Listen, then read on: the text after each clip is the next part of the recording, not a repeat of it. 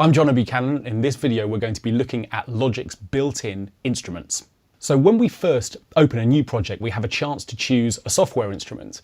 But down here, underneath that, we have a chance to choose the specific instrument that we want to use. So what we can do is just click here for a moment and have a look at the vast array of Logic's instruments. Here we've got an instrument called Alchemy, which is an advanced synthesizer and sampler. Further down the list, we've got access to monophonic synths and polyphonic synths, and we've got the studio horns and strings instruments, which are great for film scoring. We've got drum machines, we've got vintage organs, and we can choose any of these at this first page to make a choice about the sorts of instrument that we want to work with. So I've selected RetroSynth, which is a nice place to start. If we hit Create, we'll see that up here in the top left-hand corner, this instrument track is created for us. And we can rename this. If we don't rename it, then all of the instruments are simply going to be called Instrument 1 or Instrument 2, and we're going to get lost quite quickly. So I'm going to double-click here and just type Synth. And now that we know this is a synth instrument, we've got that marked on this track. As you can see, now that RetroSynth is open, we can play notes for it.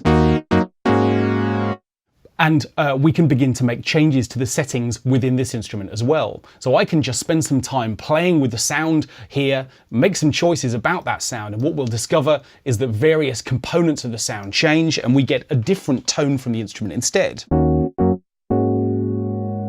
So that's one way that we can work. But another way is to think about whether or not we want to swap this instrument from another one of Logic's. You're not stuck with RetroSynth. If you decide that you want to change this instrument for another one, you can very easily do that down in the channel strip here on the left-hand side. So where it says RetroSynth, I can click and hold here and simply select a different instrument instead. So for instance, I could choose Sculpture, which is a modelling instrument, one that provides us with a vast array of really interesting sounds.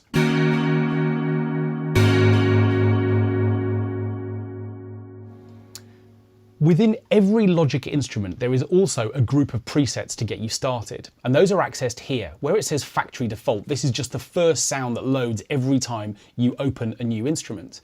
But within here, if I click, I can see that down at the bottom, in a range of sound categories, I've got different instruments from which I can choose.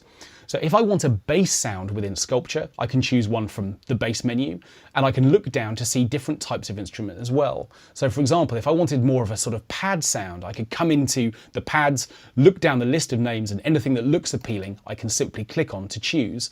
And you'll see that up at the top, the name has changed, so we can see the name of the sound that we're working on.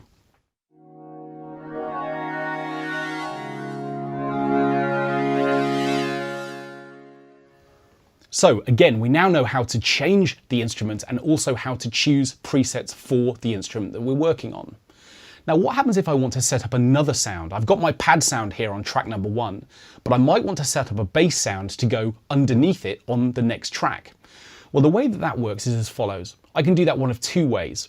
Firstly, I can come back to the plus menu here, which allows me to select a new track. As I hover over that button, you can see the new track's logo pops up over it. As I click that button, I'm back to this splash screen from which I can choose an instrument from scratch.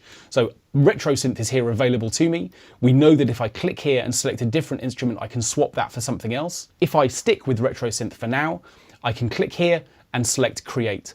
And now I've got a second track, which is sitting here next to Sculpture. Sculpture is the first instrument here that we labeled synth. And if I wanted this to be my bass sound, I could label this as bass.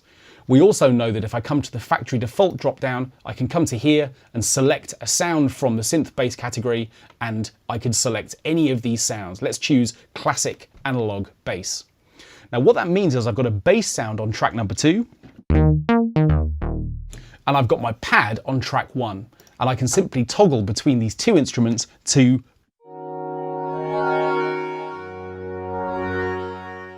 audition those two sounds. There's another way that I can set up a new track as well. Instead of selecting one from the plus button, I can simply double click underneath the two tracks that are already set up, and an unassigned software instrument will be set up. Now what that means is that whilst I have a track ready to be an instrument track, we haven't actually picked an instrument for that track yet. We can do that down here on the left-hand side in the inspector area of Logic over here. Here I can click and select one of those instruments, the same as before. This time I'm going to choose the ESP, a polyphonic synth, and we can just choose the default sound within here, which is a sort of plucked instrument. And now what I can do, again, as before, is I can place this window underneath so I can see all three of these instruments together at once. I can rename this pluck. And now, as I toggle from one sound to another, I can begin to think about how I might build an arrangement for these three tracks that I've set up so far.